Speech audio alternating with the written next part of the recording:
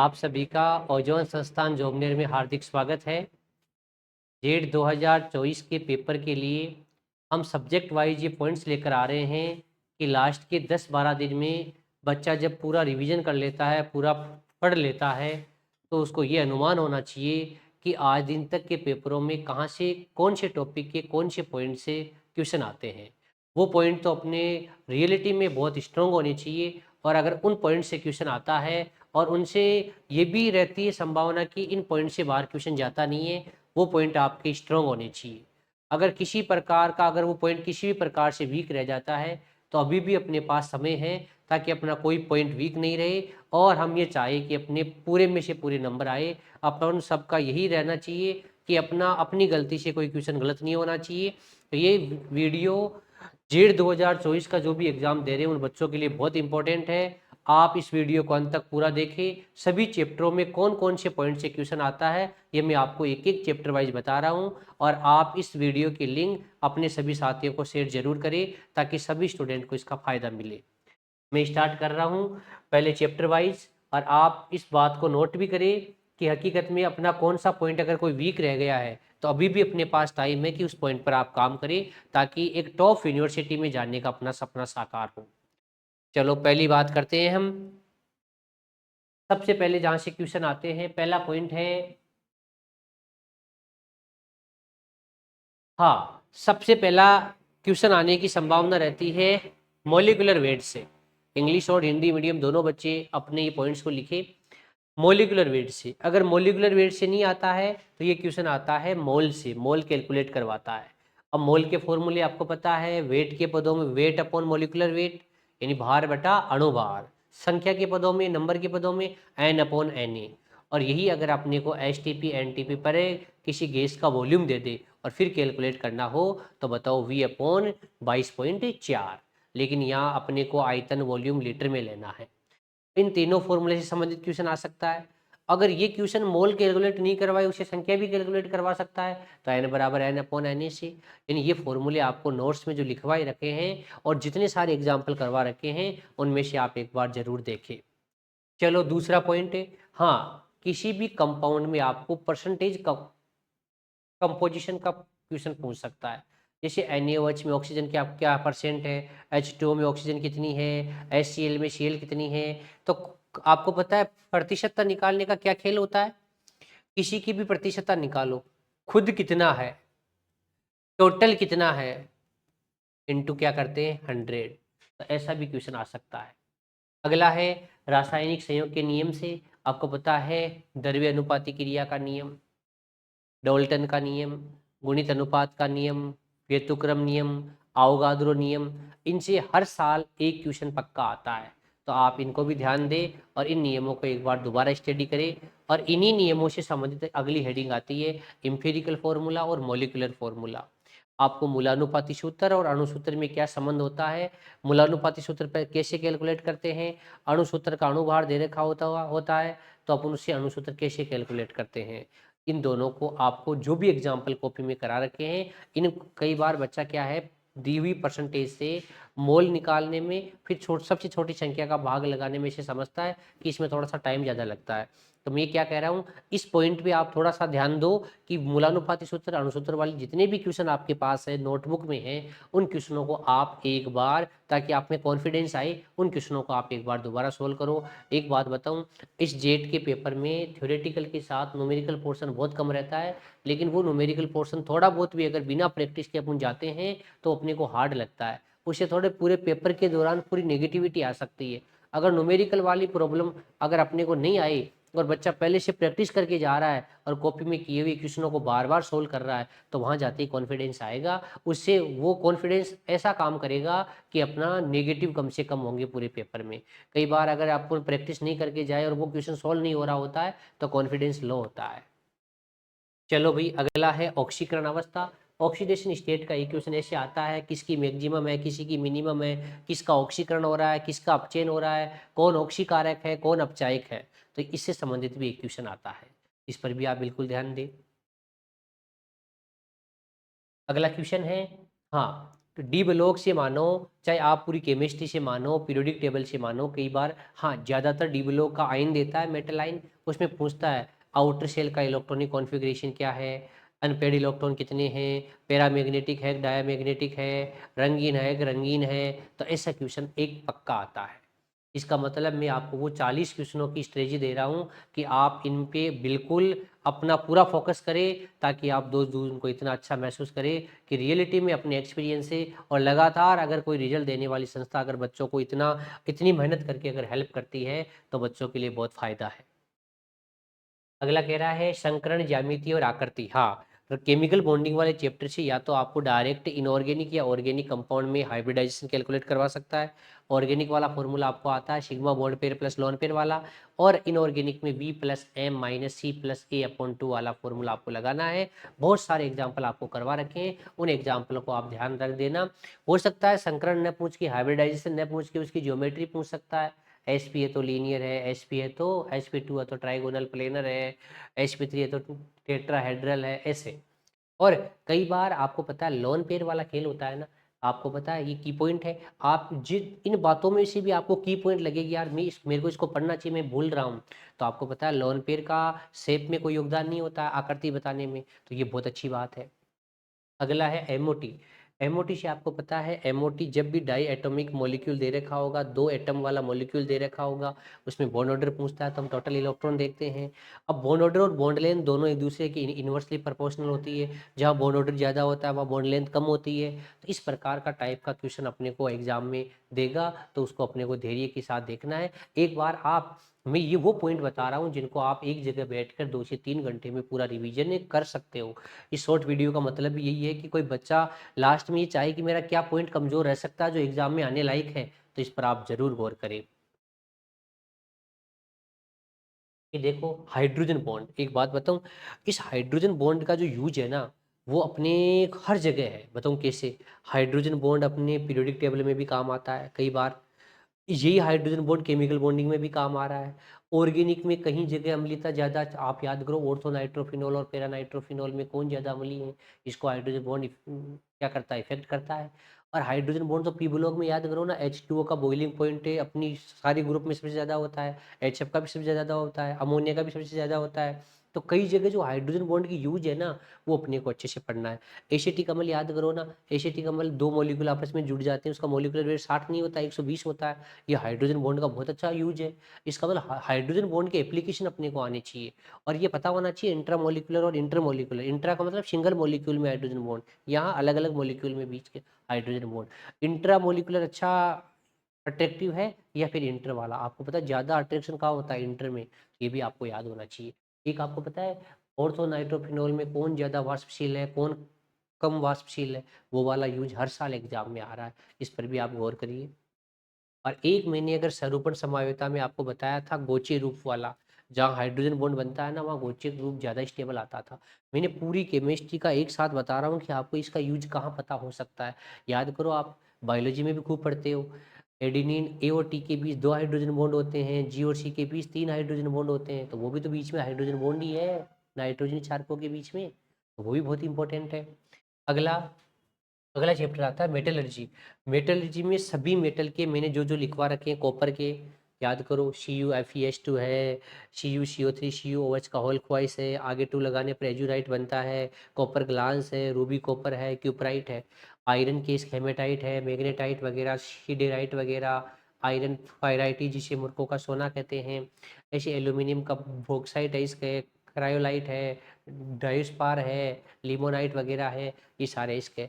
Zinc के जेडनएस है, स्पेलेराइट है, जिंक ब्लेंड है, केलामाइन है, ये सारे इसके। पीबी का गेलेना है, एच का सिनेबार है, एजी का एजीसीएल हॉर्न सिल्वर है। तो ये सारे आपको और याद होने चाहिए। एक क्वेश्चन मेटलर्जी में और से संबंधित आता है।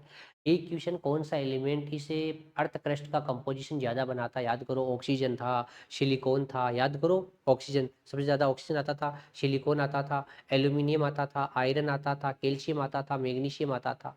अगर आप बात करें एलिमेंट, तो ऑक्सीजन आता था, मेटल उपधातु की बात करें तो सिलिकॉन आता था, और मेटल की बात करें तो एल्यूमिनियम आता है।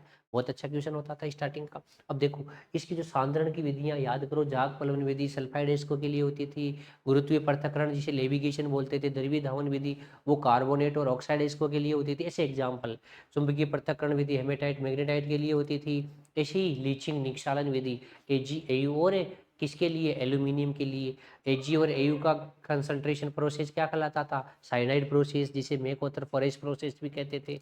और एल्यूमिनियम के लिए हॉल प्रोसेस, बेयर प्रोसेस और सरफेक प्रोसेस। ये नाम अपने को अच्छे से आने चाहिए कि कौन सा नेम किसकी मेटलर्जी से संबंधित है। आप याद करो अपचयन वाला सौता अपचयन भी होता था, कार्बन द्वारा अपचयन भी होता था। याद करो वात्या भट्टी में आयरन के अपचयन में काम आते थे। तो ये बहुत अच्छे क्वेश्चन है। एक शुद्धिकरण की विधियों में आपको पता होना चाहिए विद्युत अपघटनी शोधन, जो जो बहुत ज्यादा क्रियाशील धातुएं होती है। एल्यूमिनियम का तो भी तो विद्युत अपघटनी शोधन ही होता है। शुद्धिकरण की खरपरन आती थी Ag के लिए। तो ये विधियां जो अपने को आनी चाहिए वो अपने को आना चाहिए। एक आपको पता है वाष्प परावस्था शोधन, अरे याद करो एक इसमें तो एक आता था मोड प्रोसेस, एक आता था वॉन आर्केल। वॉन आर्केल आता था टाइटेनियम और जिर्कोनियम के लिए, मोड प्रोसेस आता था निकल के लिए। बहुत इंपॉर्टेंट है। चलो भाई अगला क्वेश्चन। अगला क्वेश्चन आपको पता है कोलोइडी। पहले सबसे पहले कोलोइडी कणों की साइज क्या है, आकार क्या है, ये बहुत इंपॉर्टेंट है। और दूसरा, अब जो भी अवयवी कण है, चाहे वो आप है, अवयवी कण का मतलब क्या है, परीक्षित परावस्था है, परिक्षेपण माध्यम है, फेज और मीडियम है, उनके बीच अट्रैक्शन में याद करो दो नाम आते थे, द्रव्य स्नेही और द्रव्य विरोधी। यहाँ अट्रैक्शन होता था, यहाँ अट्रैक्शन कम या बहुत कम होता था। याद करो अब इसका फॉर्मेशन दोबारा होता था, इसे उत्क्रमणीय बोलते थे, इसे अनुत्क्रमणीय बोलते थे। ये सारे कार्बनिक सोल होते थे, ये सारे अकार्बनिक सोल होते थे, मेटल के सोल होते थे। तो आप इसको थोड़ा पता होना चाहिए। और एक ही आपको पता है जो कोलोइड की प्रॉपर्टीज है, और प्रॉपर्टीज में जो अणुसंख्यक गुणधर्म है, एक ये श्रवण संख्या, रक्षण क्षमता है, ये हार्डी सुलजे का नियम, जो ऑपोजिट साइज वाले को जितना ज़्यादा मिलाओगे उसकी वैलेंसी ऑपोजिट जितनी ज़्यादा होगी उसकी क्या होगी, स्कंदन क्षमता उतनी ज़्यादा होगी। तो हार्डी सुलजे का जो रूल है उसको एक बार दोबारा पढ़ ले ध्यान से आप। श्रवण संख्या रक्षण क्षमता को दोबारा पढ़ ले। द्रव्य स्नेही किस प्रकार द्रव्य विरोधी की रक्षा करता है, इस क्रिया को आप अच्छे से दोबारा पढ़े ध्यान से। मैं फिर कह रहा हूँ, एक जो भौतिक अवस्था के आधार पर जो कोलोइडी विलयन के प्रकार है, जो इंडेक्स आपको बनवाई गई है, जो सारणी आपको कॉपी में बना रखे हो, आपको सोल में जेल में अंतर पता होना चाहिए। सोल में आपको पता लिक्विड ज़्यादा होता है, जेल में सॉलिड ज़्यादा होता है। लिक्विड लिक्विड को क्या कहते हैं, ये बहुत इंपॉर्टेंट बातें हैं। एरोसोल नाम किसको देते हैं, जब भी गैसीय माध्यम होता है तो एरोसोल नाम देते हैं। ये बातें आपके, ये की पॉइंट है। आप एकांत में किसी भी चैप्टर में ये पॉइंट बताए जा रहे हैं ना, उनको 10-15 मिनट एक बार दोबारा देख लो। आप में कॉन्फिडेंस आएगा, आप 5-10 बार रिवीजन ज़्यादा करोगे। क्योंकि ये हकीकत में इस टाइम अगर आपको ये पता पड़ जाता है ना कि अपना कौन सा टॉपिक कमज़ोर रह रहा है, तो उससे बहुत कॉन्फिडेंस आता है। और अच्छी तैयारी उसी कहते हैं। 400 प्लस क्रॉस करने वाले बच्चे हर जगह अपने वाले सारे बच्चे यही काम करते हैं, तो आप भी यही काम करें। डी ब्लॉक में आपको पता है मैंने अनफेड इलेक्ट्रॉन वगैरह पहले आपको बता चुका। अब तो मैं क्या कह रहा हूँ, डी ब्लॉक की जो मेटल्स है, जो एलिमेंट्स हैं उसके कंपाउंड बहुत इंपॉर्टेंट है। जैसे याद करो K2HgIO4 प्लस KOH, इसको क्या कहते थे, नेस्लर अभिकर्मक। ये अमोनियम आयनों की पहचान में काम आता है। बार बार डी ब्लॉक से ये अभिकर्मक बहुत ज्यादा पूछा जा रहा है। K1O4 के बारे में याद करो, तो स्ट्रॉन्ग ऑक्सीडेंट है, प्रबल ऑक्सीकारक है, अपनी हाईएस्ट ऑक्सीडेशन स्टेट में है, बहुत बार पूछा जा रहा है। पोटेशियम डाइक्रोमेट ये भी अपनी हाईएस्ट ऑक्सीडेशन स्टेट में है, ये दोनों प्रबल ऑक्सीकारक है। CrO2 Cl2 को क्रोमिल क्लोराइड बोलते हैं। CrO5 बहुत इंपॉर्टेंट है, जेट में बहुत बार आया हुआ है। इसकी ऑक्सीडेशन स्टेट 10 नहीं होती, इसकी स्ट्रक्चर बनाकर कैलकुलेट करते थे, याद करो बटरफ्लाई स्ट्रक्चर। और बटरफ्लाई स्ट्रक्चर में इसकी कितनी आती थी, +6। बहुत इंपॉर्टेंट है, बहुत बार एग्जाम में आया हुआ है। चलो भाई अगला क्वेश्चन। अब देखो ऑर्गेनिक केमिस्ट्री में आपको पता है जब आपको स्टार्टिंग में मूलक बताते हैं, रेडिकल बताते हैं, उनमें सबसे अच्छा नाम होता है वाइनिल। याद करो 2 कार्बन की एल्किन होती है, एल्किन का फ्री रेडिकल क्या कहलाता है, वाइनिल। 3 कार्बन एक डबल बॉन्ड होता है, उसका जो रेडिकल होता है वो क्या कहलाता है, एलिल। आप याद करो बेंजीन के ऊपर CH3 लगा होता है टोलुइन, और टोलुइन का जो फ्री रेडिकल कहलाता है वो क्या कहलाता है, बेंजीन। याद करो आइसो और नियो शब्द, आपको पता है ये आपको आनी चाहिए। नियो के लिए कम से कम कितने कार्बन होने चाहिए, 5। तो ये वाली बात आपको इनके बारे में आपको पता होना चाहिए। अब देखो सरूपण समायोजकता जब भी पढ़ते हैं तो एल्केन में पढ़ते हैं। याद करो एल्केन एल्केन के बीच क्या होना चाहिए, सिग्मा, ताकि उनके बीच क्या हो, फ्री रोटेशन। तो याद रखना ये एल्केन में होगी या साइक्लो हेक्सेन में होगी। ज्यामितीय समवायता की बात करो, ज्यादातर कहाँ देखने को मिलती है, पाई बॉन्ड होना चाहिए, लेकिन ज्यादातर कंडीशन में कहाँ देखने को मिलती है, एल्किन में। अब आपको पता है एल्किन के जो sp2 कार्बन है इससे जोड़ी हुई दोनों ग्रुप क्या होने चाहिए, अलग अलग। तो आपको ऐसे दे देगा ब्यूट 1इन, ब्यूट 2इन, एथीन, प्रोफिन। तो आपको क्या चेक करना पड़ेगा कि पाई बॉन्ड वाले कार्बन से दोनों जुड़ी हुई समूह सेम है या अलग अलग है, इसको चेक करना पड़ेगा आपको। याद करो, अब एल्किन में क्या क्या नाम देते हैं, सिस देते हैं, ट्रांस देते हैं, समान ग्रुप समान साइड होते हैं सिस, ऑपोजिट साइड होते हैं ट्रांस। जेड भी नाम देते हैं, ज़्यादा प्राथमिकता वाले एटॉमिक नंबर से एक तरफ आते हैं तो बताओ क्या जेड, और अगर एंटी आते हैं तो, अगर ऑपोजिट साइड आते हैं तो एंटी। अच्छी बात है ये। तो ये प्रकाशिक समवायता में आपको कायरल कार्बन चेक करना आना चाहिए, किरिल कार्बन आपको पता है उसका संकरण sp3 होना चाहिए, चारों समूह अलग अलग होने चाहिए, और किसी प्रकार की सममिति या सिमेट्री नहीं होनी चाहिए। आपको पता है अभिक्रियाओं के प्रकार, ये बहुत इंपॉर्टेंट है। पूरे 10 क्वेश्चन ऑर्गेनिक में से 2 क्वेश्चन तो इस हेडिंग से आएंगी, और ये हेडिंग बहुत अच्छे से समझाई हुई है। ये तो रिएक्शन सामने देखते अपने को ऐसे आना चाहिए कि यार इस रिएक्शन से तो ऐसा क्वेश्चन आ सकता है।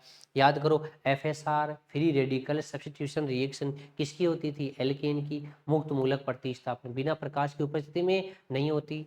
ESR याद करो, बेंजीन और बेंजीन की व्युत्पन्न है, बेंजीन है, टोलुइन है, फिनोल है, एनिलीन है, सब वगैरह है। NSR याद करो, न्यूक्लियोफिलिक नाभिक स्नेही प्रतिस्थापन, न्यूक्लियोफाइल ही आता था, न्यूक्लियोफाइल ही जाता था, नेगेटिव वाला ही आ रहा है, नेगेटिव वाला ही जा रहा है। एल्किल हैलाइड की थी, एल्कोहल की थी, ईथर की थी, अम्ल और अम्ल के व्युत्पन्नों की थी। सारे एग्जाम्पल हमें पढ़ना है। अगला है FAR, याद करो एल्किन की जब भी रिएक्शन H2O2 की प्रेजेंस में कराते थे किसके साथ, HBr के साथ करवाते थे। एकमात्र एग्जाम्पल था, पेरोक्साइड होना चाहिए, पहले एडिशन किसका होता था, फ्री रेडिकल का होता था, तो वो आपको आना चाहिए। अगला EAR, याद करो पाई बॉन्ड सेम एटम्स के बीच होता था, कहाँ, एल्किन और एल्काइन में। पहले अटैक किसका होता था, इलेक्ट्रॉन स्नेह का होता था। तो इलेक्ट्रॉन स्नेह का पहले अटैक होगा तो क्या नाम पड़ जाएगा, देखो एडिशन का मतलब होता है एक पाई बॉन्ड को तोड़ दो और 2 सिग्मा जोड़ दो। तो ये रिएक्शन थी एल्किन और एल्काइन की। अगली NAR, याद करो पाई बॉन्ड डिफरेंट EN वाले एटम्स के बीच होना चाहिए, बोले तो कार्बोनिल कंपाउंड में, CN में, इनके ऊपर जब भी ग्रिग्नार्ड रिएजेंट का अटैक होता था, SCN का अटैक होता था, इसका मतलब जो एल्डिहाइड कीटोन वगैरह जो कार्बोनिल वाला चैप्टर है उसकी रिएक्शन कौन सी होती थी, NAR। वहाँ पहले अटैक न्यूक्लियोफाइल का होता था, न्यूक्लियोफाइल पर नेगेटिव चार्ज है, कार्बन पर पॉजिटिव चार्ज है, मतलब पॉजिटिव चार्ज ज़्यादा से ज़्यादा होना चाहिए ताकि आने वाला न्यूक्लियोफाइल इजीली अटैक करे।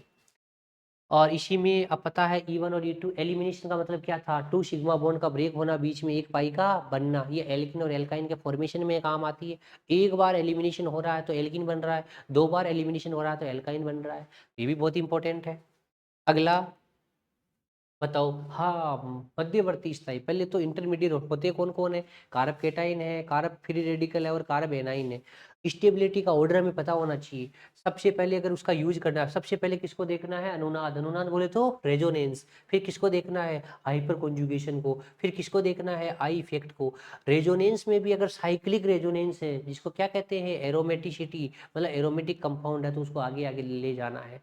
तो ये अपने को स्टेबिलिटी का ऑर्डर जब भी देखना है तो ये ऑर्डर हमें याद रखना होता है कि हमें स्टेबिलिटी का क्वेश्चन सामने आ रहा है तो ये ऑर्डर में, इस ऑर्डर से हमें चेक करना है।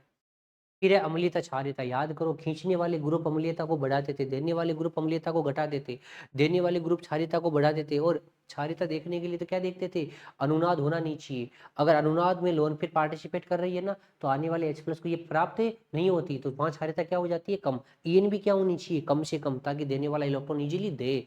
क्षार तो वही है जो आसानी से इलेक्ट्रॉन देता हो। अब बताओ, अति संयुग्मन में आपको पता होना चाहिए ये कहाँ कहाँ शो होता है। एक तो एल्किन में, एल्किन के पास अल्फा हाइड्रोजन है, अल्फा कार्बन है, sp3 हाइब्रिडाइजेशन है। ये कार्ब केटाइन और कार्ब फ्री रेडिकल में इनकी स्टेबिलिटी देखते हैं, मेनली देखते हैं एल्किन की। एल्किन के पास नंबर ऑफ अल्फा हाइड्रोजन ज़्यादा है ना तो स्टेबिलिटी भी ज़्यादा है। चलो भाई, चलावेता के लिए याद करो, ज्यादातर कौन से कंपाउंड में, कार्बोनिल कंपाउंड में। वही देखो, पास अल्फा हाइड्रोजन होना चाहिए, पाई बॉन्ड की पोजीशन चेंज होती है, यहाँ वाला हाइड्रोजन निकल कर यहाँ आ जाता है, इनोल बन जाता है, इसीलिए इससे चलावेता को क्या कहते थे, कीटो इनोल चलावेता बोलते थे। तो याद करो ज्यादातर मिलती है कार्बोनिल कंपाउंड में मिलती है। चलो अगला क्वेश्चन बताओ, अभिक्रियाएं। आपको पता है मैंने जो अभिक्रिया सामने रखी है अब तक जेट में ज्यादा बार, सबसे ज्यादा बार ये पूछी जा रही है। वुड्स, याद करो एल्किल हैलाइड की सोडियम सूसी ईथर के साथ करवाते थे, एल्केन बनता था, कार्बन की संख्या ज्यादा होती थी। फिटिंग में याद करो दोनों ही एरोमेटिक लेते थे, और क्या बनता था, बाईफेनिल बनता था। शेंडमेन में याद करो बेंजीन डाइजोनियम लवण बनता था Cu2Cl2 के साथ, और Cu2Br2 के साथ करवाते थे, या तो क्लोरोबेंजीन बनता था या आयोडोबेंजीन बनता था। यहाँ एरोमेटिक हैलाइड बनते थे। सवाते सेंटेंस में याद करो, अगर आप एल्किन और एल्काइन का हाइड्रोजनेशन करवा रहे हो और पर्टिकुलर निकल कैटेलिस्ट यूज कर रहे हो ना, तो वहाँ उसका नाम पड़ता था सवाते सेंटेंस। कलीमेंशन और वोलाफिशनरी क्या करती थी, ये कार्बोनिल कंपाउंड का किसमें अपचयन करती थी, हाइड्रोकार्बन में। कलीमेंशन का मतलब क्या होता था, जिंक Hg सांद्र HCl काम में लेते थे, और वोलाफिशनर का मतलब हाइड्रोजन क्षारीय माध्यम काम में लेते थे। दोनों में क्या होता था, सी डबल बॉन्ड और किस में कन्वर्ट होता था, CH2 में कन्वर्ट होता था। ये एल्केन बनाने की विधियां हैं, किससे, कार्बोनिल कंपाउंड से, एल्डिहाइड और कीटोन से। इतनी बार बताने के बाद जैसे ही नाम सामने आए अपने को ये लगना चाहिए कि रियलिटी में ये तो मेरे को याद है, और इसका जैसे जैसे क्वेश्चन आ सकते हैं वो मेरे को याद है। याद करो हाइड्रोब्रोमीनीकरण, याद करो एल्किन की रिएक्शन, याद करो B2H6 H2O2 की प्रेजेंस में एंटी मार्कोनिकॉफ नियम लगता था, मार्कोनिकॉफ नियम नहीं लगता था। हाँ, एल्किन पर HX की एडिशन हो, HBrH2, देखो यहाँ मार्कोनिकॉफ नियम लगता था, कारब कैटाइन बनता था, रीअरेंजमेंट भी होता था। रीअरेंजमेंट की जेट में दो ही स्टेप है, एक तो HX वाला, एक H2O वाला। H2O को बोलते हैं H2O को क्या बोलते हैं, हाइड्रेशन, बोले तो जल योजन। अब देखो, यहाँ एंटी मार्कोनिकॉफ नियम यूज होता था, और हाइड्रेशन में और एचएक्स में तो मार्कोनिकॉफ नियम यूज होता था। इन दोनों में बता रहा हूँ क्या होता था, इन दोनों में जो रिएक्शन होती थी वो EAR होती थी, और HBrH2O2 की प्रेजेंस में रिएक्शन FAR होती थी। इन दोनों कंडीशन में कारब केटाइन का फॉर्मेशन भी होता था, उसका पुनर्विन्यास भी होता था। यहाँ फ्री रेडिकल बनता था, उसका पुनर्विन्यास नहीं होता था। पर एंटी मार्कोनिक केवल किसकी प्रेजेंस में, HBr ही होना चाहिए, HClHF नहीं होना चाहिए, केवल HBr होना चाहिए। चलो, अब ये एल्किन की जो रिएक्शन बहुत इंपॉर्टेंट है, याद करो, ओजोनीकरण। क्या बनते थे, कार्बोनिल यौगिक बनते थे। क्या करना पड़ता था, पाई बॉन्ड को तोड़ना पड़ता था, दोनों तरफ ऑक्सीजन जोड़ना पड़ता था। ये दोनों के दोनों फ्रिक्शन होते थे। ये ओजोनोलाइसिस तो क्या बताती थी, पाई बॉन्ड की पोजीशन बताती थी कि पाई बॉन्ड कौन से कार्बन पर है। कैसे बताते थे, उत्पाद को देखकर कि कीटोन बनाया, एल्डिहाइड बनाया, पहले कार्बन पर है दूसरे कार्बन पर है। ये दोनों किसके थे, एल्किन के और एल्काइन के क्या थे, टेस्ट। किसके, अनसेचुरेशन की, असंतृप्तता के। इसका लाल बुरा रंग गायब होता था। बेर अभिकर्मक याद करो, 1% ठंडा क्षारीय के MnO4 दो OH जोड़ता था, ये गुलाबी रंग का होता था। तो ये भी याद रखना, बेर अभिकर्मक भी असंतृप्तता का परीक्षण देता है, लेकिन ये परीक्षण बेंजीन नहीं देती थी। बेंजीन न Br2CCl4 के साथ देती थी, न बेंजीन अपने Br2CCl4 और बेर अभिकर्मक के साथ देती थी, क्योंकि इसमें चक्रीय अनुनाद होता है। चलो भाई अगला कह रहा है, याद करो एल्किन की मेन रिएक्शन तो योगात्मक होती है, लेकिन एल्किन के पास वाले अल्फा हाइड्रोजन पर अगर रिएक्शन हो तो उसको प्रतिस्थापन बोलते थे। ये रिएक्शन अल्फा हाइड्रोजन पर होती थी, वहाँ Cl जुड़ता था। देखो कैसे, आप सोचो ये रिएक्शन कैसी हो रही है, ये लो। अब भैया ये रिएक्शन यहाँ नहीं होगी, ये रिएक्शन यहाँ होगी। अब याद करो, एल्काइन पर एडिशन एक बार नहीं होता था, दो बार होता था।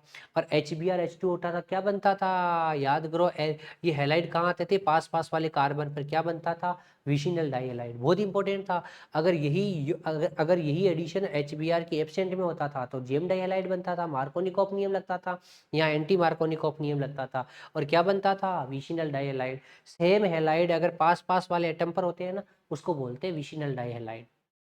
चलो भाई अगला, ये देखो, हाँ, एल्काइन वाले चैप्टर में वन एल्काइन के पास अम्लीय हाइड्रोजन होता था, उसके लिए दो टेस्ट होते थे ताकि एसिडिक हाइड्रोजन बाहर निकल जाए। एक कौन होता था, टोलेन अभिकर्मक। क्या होता था, अमोनिया मय सिल्वर नाइट्रेट। एक होता था क्यूप्रस क्लोराइड, हाइड्रोजन बाहर निकलता था, Ag आकर जुड़ती थी, KCpPd बनती थी व्हाइट, कॉपर आकर जुड़ता था, KCpPd बनती थी रेड। ये दोनों परीक्षण किसके हैं, एसिडिक नेचर के परीक्षण है। बेंजीन की ESR को क्या बोलते थे, फ्रीडेल क्राफ्ट रिएक्शन। ये दो प्रकार की होती थी, एक तो एल्काइलेशन होती थी, एक एसाइलेशन होती थी। एसाइलेशन में बनता था एरोमेटिक कीटोन, और एल्काइलेशन में बनता था एरोमेटिक हाइड्रोकार्बन। चलो बताओ, विलियमसन ईथर संश्लेषण में याद करो, एल्किल हैलाइड की रिएक्शन करवाते थे सोडियम एल्कोक्साइड के साथ, ये सोडियम एल्कोक्साइड के साथ। ये रिएक्शन SN2 का एग्जाम्पल थी, भीड़ कम होनी चाहिए, और एल्किल हैलाइड पर भीड़ कम होनी चाहिए ताकि ईथर का फॉर्मेशन आसानी से हो, तो ये ईथर फॉर्मेशन में काम आती थी। मैं बता रहा हूँ, इशारा कर रहा हूँ कौन सी रिएक्शन क्या काम आती है। अब है अपनी अभिकर्मक। आपको पता है ग्रिनियर रिएजेंट, हर हर प्रकार का कार्बनिक यौगिक बनाना है तो ग्रिनियर अभिकर्मक यूज होता है। पहली बात, ग्रिनियर अभिकर्मक किसी भी प्रोटिक सॉल्वेंट के साथ रिएक्शन करता है ना तो उसका H+ लेता है। इसकी आइडेंटिफिकेशन क्या थी, कार्बन पर नेगेटिव आता है, Mg पर पॉजिटिव आता है, आने वाले H+ को एक्सेप्ट करता है और एल्केन का फॉर्मेशन करता है। ये वाला ल्यूकास रिएजेंट है, ये एल्कोहलों के फ्रिक्शन में काम आता है। ये वाला सोडा लाइम में ये CO2 को बाहर निकालता है और एल्काइन और एल्केन का फॉर्मेशन करता है। ये लो, बेयर रिएजेंट मैंने आज ही बताया है, अभी अभी आया था। ये एल्किन का असंतृप्तता का, एल्किन और एल्काइन दोनों का असंतृप्तता का परीक्षण देता है। टोलेन अभिकर्मक कार्बोनिल कंपाउंड वाले चैप्टर में भी आता है। ये केवल एल्डिहाइड का ऑक्सीडेशन करता था, किसका नहीं करता था? कीटोन का नहीं करता था। ये एक वीक ऑक्सीडेंट होता था बस। तो ये भी किसका? ये केवल एल्डिहाइड रिएक्शन करता है, कीटोन इसके साथ रिएक्शन नहीं करता था। बताओ, राइमाटिमान अभिक्रिया और कोल्बे सीमेंट अभिक्रिया दोनों फिनोल की होती थी। राइमाटिमान अभिक्रिया और राइमाटिमान में सैलिसिलिक एल्डिहाइड बनता था, उसमें क्लोरोफॉर्म और क्षार लेते थे। कोल्बे सीमेंट में सैलिसिलिक अम्ल बनता था, जो आगे एस्पिरिन में काम आता है, एस्पिरिन बनाने में यूज होता है। स्टीफन अभिक्रिया एल्डिहाइड बनाने की विधि है। कैसे? एल्किल साइनाइड से एल्डिहाइड बनाने की विधि है। इटार्ड अभिक्रिया एरोमेटिक एल्डिहाइड बनाने की विधि है। किससे? टोलुइन से। क्या यूज करते हैं? क्रोमिल क्लोराइड यूज करते हैं। जिन रिएक्शन का नाम मैंने लिखा है वो आपको अच्छे से याद होनी चाहिए। रोजेनमुंड में एसिल हैलाइड या एरोमेटिक हैलाइड से क्या बनाते थे? या तो एलिफेटिक एल्डिहाइड या एरोमेटिक एल्डिहाइड बनाते थे। आगे कार्बिल एमीन अभिक्रिया याद करो, ये एल्किल आइसोसाइनाइड परीक्षण देता था। ये कौन सी एमीन देती थी? केवल 1 डिग्री। कार्बिल एमीन की बात करें ना तो ये केवल 1 डिग्री एमीन की अभिक्रिया है। यहाँ क्या बनता है बताओ देखिए, यहाँ क्या बनता था? यहाँ 1 डिग्री एमीन से एल्किल आइसोसाइनाइड बनता था, इसलिए इसको आइसोसाइनाइड परीक्षण भी कहते हैं। बहुत इंपॉर्टेंट है, केवल 1 डिग्री एमीन शो करती है ये।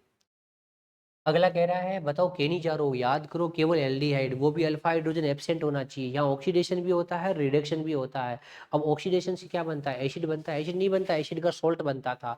और एक मॉलिक्यूल से क्या बनता था? अल्कोहल बनता था। एल्डोल में याद करो, हाँ, अल्फा हाइड्रोजन वाले कार्बोनिल कंपाउंड होने चाहिए, सांद्र क्षार होना चाहिए, अल्फा हाइड्रोजन जरूर होना चाहिए। 2 मॉलिक्यूल लेते थे, एक तो बनता था बीटा हाइड्रोक्सी एल्डिहाइड या बनता था बीटा हाइड्रोक्सी कीटोन। ये तो केवल एल्डोल होता था। कंडेंसेशन का मतलब होता था H2O का क्या निकलना? बाहर निकलना। तो वहां बनता था अल्फा बीटा असंतृप्त या तो एल्डिहाइड या अल्फा बीटा असंतृप्त कीटोन बनता था। चलो भाई, हेल होलार्ड जेलेंसी की अभिक्रिया, ये कार्बोक्सिलिक एसिड वालों के लिए बहुत इंपॉर्टेंट थी। ये रिएक्शन एसिड ग्रुप पे नहीं होती थी, पास वाले अल्फा हाइड्रोजन पर होती थी और वहां हेलोजन जुड़ता था। चलो भाई अगला, हाँ, बहुलक वाले चैप्टर में क्या इंपॉर्टेंट है? कौन सी बहुलक की एकलक इकाई क्या है? ये बहुत इंपॉर्टेंट है। जैसे पीवीसी की पॉलीवाइनिल क्लोराइड की क्या होती थी? Vinyl chloride. पॉली एक्रिलोनाइट्राइल की क्या होती थी? एक्रिलोनाइट्राइल। टेफ्लॉन की क्या होती थी? टेट्राफ्लोरोएथीन। नायलॉन 6 की हेक्सामिथाइलिन डाइएमीन और एडीपी कमल होती थी। नायलॉन 6 की कैप्रोलेक्टम होती थी। टेरिलीन की एथिलीन ग्लाइकोल और टरथेप्लिक अमल होती थी। ब्यूना एस की 1,3-ब्यूटाडाइन और स्टाइरिन होती थी। ब्यूना एन की 1,3-ब्यूटाडाइन और एक्रिलो नाइट्राइल होती थी। गिलेप्टल में टरथेप्लिक अम्ल की जगह थैलिक अम्ल लेते थे। और प्राकृतिक रबर आइसोप्रीन की इकाई 2-मेथिल-1,3-ब्यूटाडाइन होती थी। और नियोप्रीन की एक अलग इकाई क्लोरोपेरीन होती थी, जिसका नाम 2-क्लोरो-1,3-ब्यूटाडाइन था। तो बस ये एक अलग इकाइयाँ आपको याद होनी चाहिए। जो बहुलक मैंने लिखे हैं, इन्हीं बहुलकों से संबंधित ज्यादातर एग्जाम में क्वेश्चन आने की संभावना है। चलो, हाँ, दैनिक जीवन में रसायन वाले चैप्टर से आपको, हाँ, सबसे पहले एस्पिरिन याद करो, आज ही बताया था। सैलिसिलिक अम्ल है, उससे हम उसकी reaction acetyl halide acetyl chloride के साथ या एसिटिक एनहाइड्राइड के साथ करवाते हैं। तो एस्पिरिन एस्पिरिन दोनों काम करती है। ये पीड़ाहारी भी होती है और जबररोधी भी होती है। ये बुखार को भी कम करती है और पीड़ा को भी कम करती है। अगला, खाली पेट नहीं लेते इसको। हाँ, प्रशांत तक बहुत इंपॉर्टेंट है। बारब्यूटेरिक एसिड है, बारब्यूटेरिक अम्ल की वेतुपन है, ये सब वेरोनल है, सेकोनल है, ये सब प्रशांत तक है जो मन को शांति देते हैं। हाँ, प्रतिरोधी बहुत इंपॉर्टेंट है, डिटॉल वगैरह है, ये सब बोरिक अम्ल वगैरह है, ये सब प्रतिरोधी बहुत इंपॉर्टेंट है। आयोडीन का टिंचर वगैरह है। एंटीबायोटिक मैंने 2 प्रकार की बताई थी, संकीर्ण स्पेक्ट्रम वाली और नैरो स्पेक्ट्रम वाली और लार्ज स्पेक्ट्रम वाली, तो वो आपको याद होनी चाहिए। एम्पिसिलिन एक बार जरूर याद करना आप, पेनिसिलिन, एम्पिसिलिन, टेट्रासाइक्लिन, स्ट्रेप्टोमाइसिन वगैरह ये जरूर याद करना, जो आपको लिखा रखी है वो। चलो, एटॉमिक स्ट्रक्चर को हमें आप बोर मॉडल को अच्छे से पढ़ना, ताकि एटॉमिक रेडियस वाला फॉर्मूला, वेलोसिटी वाला फॉर्मूला और एनर्जी वाला फॉर्मूला, तीनों फॉर्मूलों में से किसी भी एक से क्वेश्चन आ सकता है। हर साल आता ही है। डी ब्रोगली परिकल्पना का हर बार क्वेश्चन आता है। आपको लेमदा बराबर H/P, पी की जगह mv रखना है। आपको मास भी देगा, वेलोसिटी भी देगा, कैलकुलेशन करना है, कोई हार्ड नहीं है। चारों प्रकार की क्वांटम संख्याओं से चार जोड़े देगा, कौन सा सही है कौन सा सही नहीं है आपको पता है। एन एल से हमेशा बड़ा होता है, एन एल के बराबर नहीं होता, एम माइनस एल से प्लस एल होता है, एस की वैल्यू या तो प्लस हाफ होती है या माइनस हाफ होती है। एन प्लस एल वाला रूल, पहले इलेक्ट्रॉन वहां प्रवेश करेगा जहां एन प्लस एल की वैल्यू कम होती है, उस उपकोष की ऊर्जा कम होती है, बाद में उसमें एंट्री करेगा जिसमें एन प्लस एल की वैल्यू ज़्यादा होती है, एनर्जी ज़्यादा होती है। हुंड क्या कहता है, जब भी आप एक कक्षक नहीं, जब एक समभ्रंश कक्षक का मतलब है जिनकी एनर्जी समान हो और कक्षक एक से ज़्यादा हो, तो वहाँ पहले एक एक इलेक्ट्रॉन भरो, पहले जोड़ा मत बनाओ, पहले अनपेड इलेक्ट्रॉन ज़्यादा रखो ताकि रिपल्सन कम हो, स्टेबिलिटी ज़्यादा हो। ऐसे ही पाउली क्या कहता है, एक ऑर्बिटल में आप एंटी स्पिन वाले दो ही रख सकते हो, दो से ज़्यादा नहीं रख सकते, और दोनों की एस सेम नहीं हो सकती, अगर एक की प्लस हाफ है तो दूसरे की माइनस हाफ है।